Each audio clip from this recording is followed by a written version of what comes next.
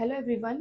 तो आज हम देखेंगे एनसीईआरटी का वही सेम चैप्टर डिस्क्राइबिंग मोशन से क्वेश्चन नंबर 2 क्लास 9th। तो यहाँ क्या दे रखा है कि a student run from the ground floor to the 4th floor of a school building। तो यहाँ दिख रहा है कितना फ्लोर है, 4th फ्लोर है। तो 4th फ्लोर से 4th फ्लोर तक, ग्राउंड से 4th फ्लोर तक जाते हैं। ऐसा कोई बिल्डिंग रहा होगा, ये मेरा ग्राउंड फ्लोर है, फर्स्ट फ्लोर, ठीक है, सेकंड फ्लोर, थर्ड फ्लोर और ये रहा 4th फ्लोर। तो कहा जा रहा है कि कोई भी बच्चा है, वो कोई स्टूडेंट है, वो ग्राउंड फ्लोर से 4th फ्लोर तक जा रहा है, ठीक है। और हर एक फ्लोर की जो हाइट रहेगी वो कितनी रहेगी, 3 मीटर्स। हर एक फ्लोर की हाइट है 3 meters. To collect a book and then come down to their classroom on the second floor. और क्लासरूम कौन से फ्लोर पे है? क्लासरूम मेरा जो है सेकंड फ्लोर पे है, यहाँ पे है क्लासरूम, है ना, second floor. If the height of the each floor is 3 meter then find the, first में क्या है, टोटल वर्टिकल डिस्टेंस ट्रेवल्ड। कितना टोटल डिस्टेंस ट्रेवल होगा? तो डिस्टेंस के केस में हमें पता है कि हम साइन को कंसिडर नहीं करते, हम सिर्फ और सिर्फ टोटल लेंथ जो है उसको सम अप कर देते हैं। ग्राउंड फ्लोर से आप काउंट करिए, 3 meters plus 3 meters plus 3 meters plus 3 meters, यहाँ से 4th फ्लोर तक जाने के लिए उसको इतना लगा। अभी यहाँ से वापस नीचे सेकंड फ्लोर तक जाने में +3 कितना हो गया टोटल? काउंट कर लो आप, 3 6 18 मीटर्स, है ना, हो गया। अभी क्वेश्चन नंबर सेकंड में बोला जा रहा है कि their displacement from the starting point. अभी आपको डिस्प्लेसमेंट निकालने, यानी कि आप डिस्प्लेसमेंट निकालने के लिए, ये तो टोटल डिस्टेंस हो गया ना आपका, डिस्प्लेसमेंट। डिस्प्लेसमेंट जब हम निकालेंगे ना तो वहां पे साइन भी कंसिडर करेंगे, यानी कि जब हम नीचे से ऊपर जा रहे हैं तो मेरा क्या हो गया, 12 मीटर हो गया ना टोटल।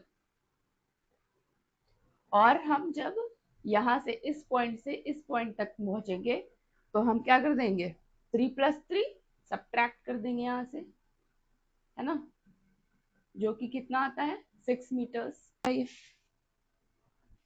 बस यही काम करना था इस क्वेश्चन में। आई थिंक आपको समझ में आ ही गया होगा, क्योंकि ये पॉजिटिव में है, नेगेटिव में नहीं आ रहा है। ये आपका डिस्प्लेसमेंट आ गया, ठीक है, तो आप इसको नोट डाउन कर लीजिए।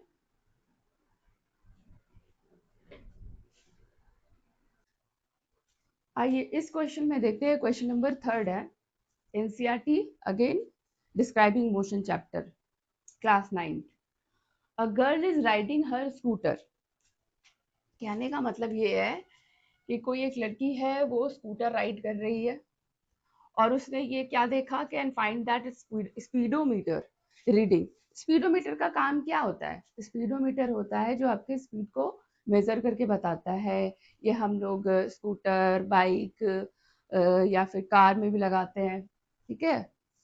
फिर नेक्स्ट आते हैं, find that it's speedometer reading is constant. अभी कांस्टेंट का मतलब क्या है?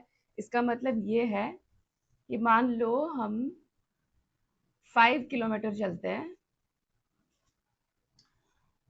1 आवर में, ठीक है, तो 5 किलोमीटर पर आवर मेरा स्पीड हुआ 1 घंटे में।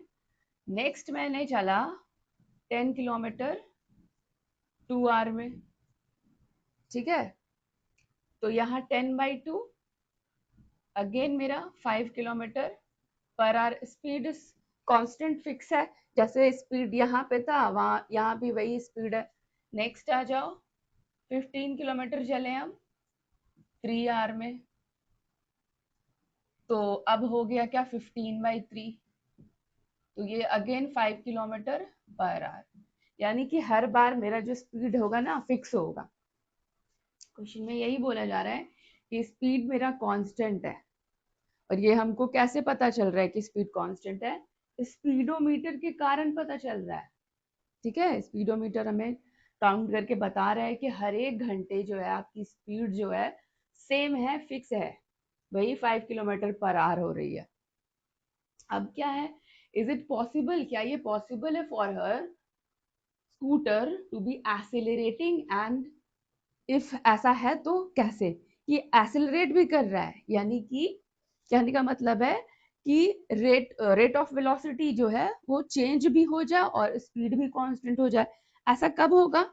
मान लो कि वो लड़की ऐसे कर्व पाथ में ट्रैवल करती है, जैसे होता है ना कि हम इस तरह से एक ऐसा रोड आता है कि उसके बाद फिर वो दूसरे डायरेक्शन में जा रही है।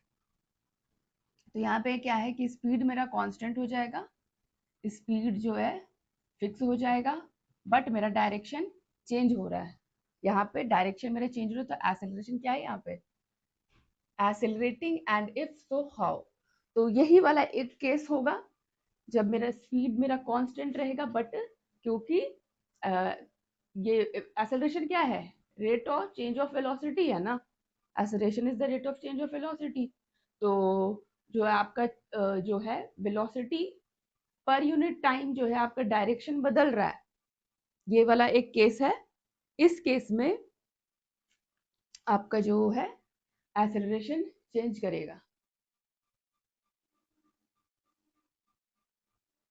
ठीक है, बट स्पीड कांस्टेंट होगा।